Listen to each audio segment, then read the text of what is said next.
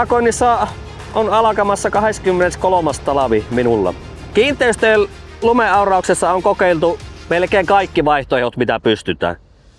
Ja alustakoneena on ollut aina traktoreita ja pyöräkoneita. Ja eessä on ollut siipilumikauhaa, nivelauraa, pelkkää puskulevyä, mutta U-auraa ei ole vielä pystynyt mikään niistä kyllä voittamaan. Valttina minä pidän ennen kaikkea sitä, että se lumityön teko on suurimmaksi osaksi eteenpäin ajo.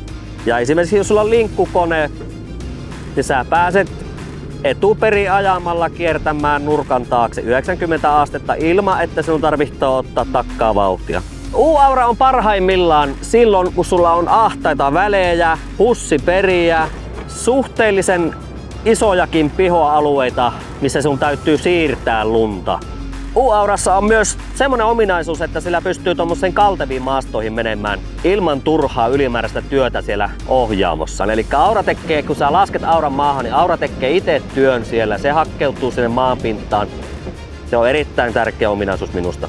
U-auroilla on aurannut 13 vuotta nyt ja Starkin U-aura on ollut aina rinnalla ja kilpailijakin kävi jonkun aikaa, mutta se ei ollut kovin pitkä. Suuri ero oli siinä, että siinä ei taipunut nämä siivet taaksepäin ollenkaan, eli ne kääntyi vain 90 astetta eteenpäin. Esimerkiksi sieltä tyhjä parkkipaikka ruvetaan puhistamaan vetämällä, niin eihän se onnistu, jos sulla on siivet eteenpäin. Toinen asia, mikä heti käytössä huomasi, oli tommonen tökkiminen ja se riuhto alustakonetta tosi paljon.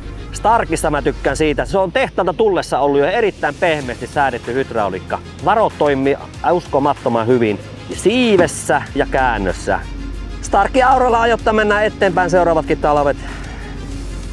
Yksinkertaisesti parempaa vaihtoehtoa ei ainakaan meidän tarkoitukseen tai käyttötarkoitukseen ole olemassa.